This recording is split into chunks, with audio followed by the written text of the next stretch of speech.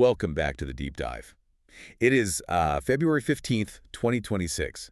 Usually when we decide to tackle a topic as massive as artificial intelligence, I'm kind of bracing myself for a week of reading these dense white papers from MIT Or press releases from OpenAI? exactly, or slogging through some impenetrable manifesto from Silicon Valley that, requires a PhD just to read the abstract. But today is different. It is very different. Today, the most lucid, grounded, and frankly useful breakdown of the state of AI didn't come from a tech giant or a university. No, it didn't. It came from a blog called Just Retired 50 Plus. Which I have to say is a fantastic name. It is. It's this lovely lifestyle and travel blog, and it's run by a retired couple out of Dublin, Ireland, Archie and Art. If you scroll through their archives, it is exactly what you'd expect and hope for. Oh, yeah. It's tips on sailing, their recent holiday in Crete, a really passionate post about learning Tai Chi, and I think I even saw a recipe for soda bread in there. Of course there's soda bread. It's very much focused on enjoying that third chapter of life. But then right there, kind of sandwiched between a post on scuba diving and that recipe, there is this incredibly comprehensive guide to understanding AI. And it's really good. I read it and I thought, why can't the tech CEOs explain it this clearly? So the mission for this deep dive is to borrow Archie and Art's lens. We aren't looking at the sales pitch, and we're not looking at the sci-fi doomsday prophecy. We are looking at the mechanics, stripping away the jargon to understand what is actually happening right now in 2026. Without the panic, it's a reality check. Okay. And because of who wrote it, it's a reality check that feels, well, accessible. Exactly. So here is our roadmap. We're going to trace the evolution of this tech, moving from the old school logic of the past to the neural networks running our lives today. We'll tackle the big, scary theoretical concepts like the singularity and simulation theory because, believe it or not, Archie and Art went there. And finally, we will land on the practical reality scams benefits and how to navigate the world as an adult in 2026. It's a surprisingly depth scope for a travel blog, but they really did their homework. They really did. So let's start with the history. I think for a lot of people, AI feels like it just appeared out of nowhere in the last 10 years. Like we went from zero to ChatGPT overnight. But the blog makes a point that this has been a slow burn, right? Oh, absolutely. AI isn't new. I mean, it's been around since the 1950s. But the blog makes this really crucial distinction between the two eras of AI, and understanding this difference is the key to understanding everything else. This is the shift from logic to neural networks. Correct. So the first era, it spanned from the 1950s all the way up to the 1980s, and that's what the blog calls the logic-based approach. Think of pioneers like John McCarthy. The philosophy back then was that intelligence was essentially symbol manipulation. It was all about rules. The old school method. Right. Think of it as the if X then Y era. The programmers were like micromanagers. They were handing the computer this massive detailed instruction manual for every single possible scenario. So if I wanted a computer to recognize a cat, I'd have to sit down and literally write code that says, if it has triangular ears and whiskers and fur, then it is a cat. Exactly. And that works beautifully for things that have rigid, unbreakable rules, like chess or algebra. A knight always moves in an L shape. That never changes. So old school AI was actually pretty smart at math and games. But the world isn't a chessboard. That's the problem. The blog points out that this approach failed miserably at the messy human stuff. Vision, speech, language. Because going back to your cat example, what if the cat is facing away and you can't see the ears? Or what if it's a drawing of a cat? Correct. Or a tiger? Right. The rule breaks, and you can't write a rule for every shadow, every angle, every accent in human speech. It's just, it's impossible. The world is too chaotic for if X, then Y. So for decades, AI just hit a wall. It was brittle. Which brings us to the fundamental shift. The moment the engine under the hood changed completely. Enter the neural network. This is the second era, and it's where we are today. The blog explains that instead of trying to program the rules into the computer, researchers like Geoffrey Hinton, Jan LeCun, and Yoshua Bengio, they asked a different question. Okay, what was it? What if we built a system that learns the rules itself? Taking inspiration from the human brain. Exactly. The neural in neural network refers to neurons. They built systems that mimic the way our brains form connections. So instead of a recipe, it's more like a taste test. You don't tell the computer what a cat looks like. You show it 10 million pictures of cats and you just say, these are cats. And the computer just figures out the pattern. It analyzes the pixels. It notices that usually there's this curve here, this texture there, this ratio between these 2 points. It builds its own internal map of Katniss that is way more complex than any rule a human could write. So we went from teaching the computer to training the computer. That is the perfect way to put it. Yeah. And the blog notes that this approach really only exploded around the 2010s. Why then? If the idea was around earlier, why did it take so long? Scale. We finally had enough computing power, and thanks to the internet, we finally had enough data. You need millions of examples to train these networks. Once we had the data and the chips to process it, the neural network approach didn't just work, it skyrocketed. That's what gave us the systems we use today. Okay, so that's the engine. We moved from strict logic to pattern recognition. But this leads to a really philosophical point that Archie and Art bring up, which I loved. The difference between intelligence and understanding. This is a favorite topic of mine. The blog defines AI simply as technology that helps machines learn, think, and solve problems a bit like humans, but they stress that a bit is doing a lot of heavy lifting in that sentence. They use the Netflix example, which I think everyone can relate to. Right. Netflix is smart. It learns what you watch, it compares your viewing history to millions of other users, and it predicts that because you watched a sci-fi thriller on Tuesday, you might like Blade Runner on Wednesday. It's a brilliant statistical prediction. But does Netflix know why I like sci-fi? Does it know what suspense feels like? No. And that's the distinction. It's math, not meaning. The blog points out that in specific domains, AI is already smarter than humans. They mention AlphaZero, the chess AI. Oh, right.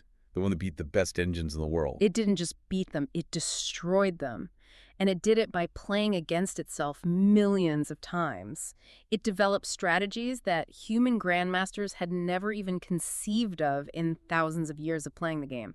In the domain of chess, it is super intelligent. But if you asked AlphaZero, hey, good game, but why did you sacrifice that pawn? It would have nothing to say. It doesn't have a concept of sacrifice or strategy in a linguistic sense. It just knows that the probability of winning increased when it made that move. It mimics the result of understanding, without the process of understanding.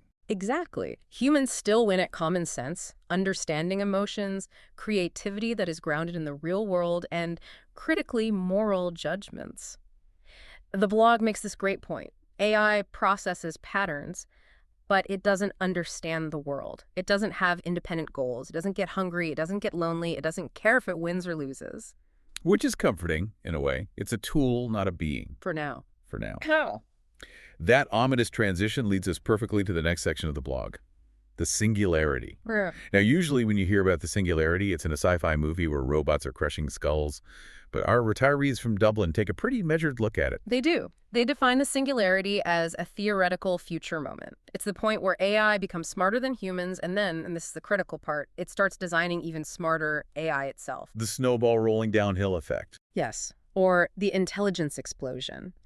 Imagine an AI researcher. They are smart, right?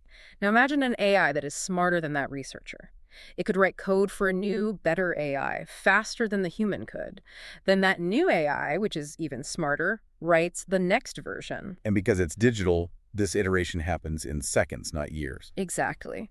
The idea is that improvement would happen so exponentially fast that humans would be left behind. We wouldn't be able to understand or control what the AI is doing. They mention Ray Kurzweil, the futurist who has been predicting this for around the year 2045, and Nick Bostrom, who wrote Superintelligence. These are big thinkers. But writing in 2026, what is Archie and Art's verdict? Are we about to be replaced? Their verdict is not yet. And I think this is a very important reality check for the listeners.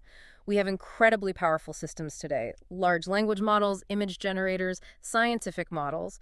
But the blog points out that we do not have AGI, artificial general intelligence. That's the holy grail, right? An AI that can do anything a human can do. Correct. AGI would be a system that can learn physics in the morning, learn to paint in the afternoon, and negotiate a peace treaty in the evening, transferring knowledge between those fields. Current AI is narrow. It's a genius at language or a genius at protein folding, but it's not a generalist. And the blog points out another bottleneck. Current AI cannot improve its own design without human engineers. Right. It's not a runaway snowball yet. It still needs a push. So the verdict from the source is that the singularity is a theoretical idea to be aware of, but it's not a countdown clock ticking away in the background of your life today. So we can cancel the panic attack for now. For now. Speaking of theoretical ideas that might induce a panic attack, the blog takes a bit of a detour into simulation theory. I have to admit, I was not expecting this in a travel blog. I love this inclusion. It shows how deep they went. They start by defining simulation in practical terms, which makes sense for their audience. Think about flight simulators. Right. Pilots practice in a box on the ground so they don't crash a real plane. Or weather models. We simulate a storm mathematically before it hits the coast. We use computers to model reality so we can test things safely. That's the practical side. But then they pivot to the Matrix stuff. They do. They reference Nick Bostrom again. The argument goes something like this. We know that computing power keeps getting stronger. In the 1970s, a video game was two white dots playing Pong. In 2026, we have VR that is almost photorealistic. Yeah, okay. So if you extrapolate that forward, eventually we will be able to simulate reality perfectly, down to the atom, down to consciousness. And if that is possible, then statistically, what are the odds that we are the first base reality? Oh, wow. It's far more likely we are one of the billions of simulations running on some massive computer in the future. It's a mind-bending concept. Why do you think they included it in a primer on AI? I think it's there to highlight the sheer power of computing. It emphasizes how far we've moved from that 1950s if X then Y logic. We are now talking about systems so complex that the line between model and reality is starting to blur. It shows the trajectory of the technology. It certainly gives you something to think about while you're eating your soda bread. But let's bring this back down to earth, because the core audience for Just Retired 50 Plus isn't trying to escape the Matrix.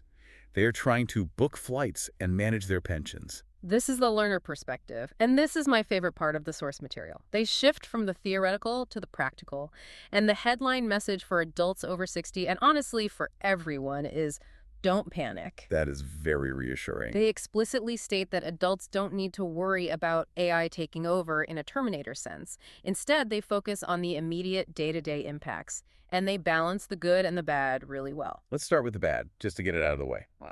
What are the real risks they identify for 2026? Scams. That is the big one. The blog warns that AI makes fraud and fake messages much more convincing. Gone are the days of the Nigerian prince email with 20 typos. Exactly. AI can write perfect, persuasive, grammatically correct text in any tone, but the real danger they highlight is deepfakes, specifically audio. Voice cloning. Yes. This is the nightmare scenario. You get a phone call, it sounds exactly like your grandson. He's crying. He says he's in trouble, he's been arrested abroad, and he needs you to wire money immediately. And because it sounds like him, the intonation, the pause, the laugh, you believe it. That is the reality of 2026 technology. The AI only needs a few seconds of voice audio, maybe grabbed from a TikTok or an Instagram story, to clone a voice perfectly. That is terrifying. So what is the defense? If we can't trust our ears, what do we do? The blog offers very actionable advice. Verify. Treat unexpected urgent calls with a zero-trust mindset. If you get that call, hang up. Call your grandson back on his known number, or have a family safe word that only you and he know. If the voice on the phone doesn't know the word, it's a bot. That's smart. It's low-tech defense against high-tech threats. Exactly. But they also talk about the flip side. It's not all scary. They seem pretty optimistic about the benefits. They are. They list healthcare diagnostics as a huge win. AI is incredibly good at spotting patterns in medical scans, like early signs of cancer that a human doctor might miss because of fatigue or just the limits of the human eye. And for a blog about travel, I imagine translation is a big one. Huge. They talk about accessibility. Imagine traveling to rural Vietnam or Argentina. You don't speak the language, but your phone can now translate a conversation in real time, preserving the tone and nuance. It breaks down isolation. For a retired demographic, AI can be a tool for independence. It's the universal translator from Star Trek, basically. It really is. And they mention fraud detection in banking, too. Ironically, AI is the best defense against AI scams. It spots weird patterns in your spending faster than a human could. So what is the final verdict from Archie and Art? What's the mindset they want their readers to have? Their advice is, stay curious, not fearful. I like that. It fits their whole ethos perfectly. Whether they are learning to sail or learning about neural networks, the approach is the same. Understanding the mechanism removes the fear. If you know how a deepfake is made, you're less likely to be fooled by one. If you know how ChatGPT works, you won't blindly trust its facts. Ignorance is the vulnerability, not the technology itself. Precisely. It treats AI not as this alien invasion, but as just another tool like a GPS or a microwave. It's powerful, it has risks, but it's manageable if you understand it. You know, what stands out to me is just the spirit of this source. Here is a couple who could just stick to writing about the best hotels in Dubrovnik, but they decided to tackle neural networks, the singularity, and simulation theory. It's inspiring. They're treating this third chapter of life as a time for intellectual expansion. They aren't shying away from the complex stuff. They're looking at the world of 2026 and saying, okay, this is our world too. Let's figure out how it works. And they are doing a public service by translating it for everyone else. Absolutely, because look, the source concludes with this sentiment. AI is more likely to be a helpful tool than a personal threat. But in a world of deepfakes and rapid change, being informed is the smartest defense. So whether you are 20 or 70, the goal is the same. Understand the engine under the hood. That's it. We've covered a lot today. We've gone from the rigid logic of the 1950s that if X, then Y era, to the brain-inspired neural networks of today. We've looked at the theoretical horizon of the singularity, the mind-bending idea of simulation, and the very real practical necessity of verifying who is on the other end of the phone. And we've seen that while machines are mastering patterns, the human element, intent, understanding, verification, is still very much our territory. Which brings me to a thought I've been mulling over since reading this blog. We talked about how AI simulates understanding. It acts like it knows what you're saying. It acts like it cares about your customer service complaint. It acts like it empathizes. Right, the pattern matching, the mimicry. So here's my question for you, and for everyone listening. If we are building systems that can learn and predict and respond exactly like us, if you are lonely and you talk to an AI that remembers your birthday, asks about your day, and offers perfect empathy, at what point does the difference between processing patterns and true feeling actually stop mattering to the person on the other end of the screen? That is the million-dollar question. If the output is identical, do we care about the internal process? Or is the illusion enough? Something to think about next time you're chatting with a bot or even listening to a podcast. Thanks for diving in with us. See you next time. Stay curious.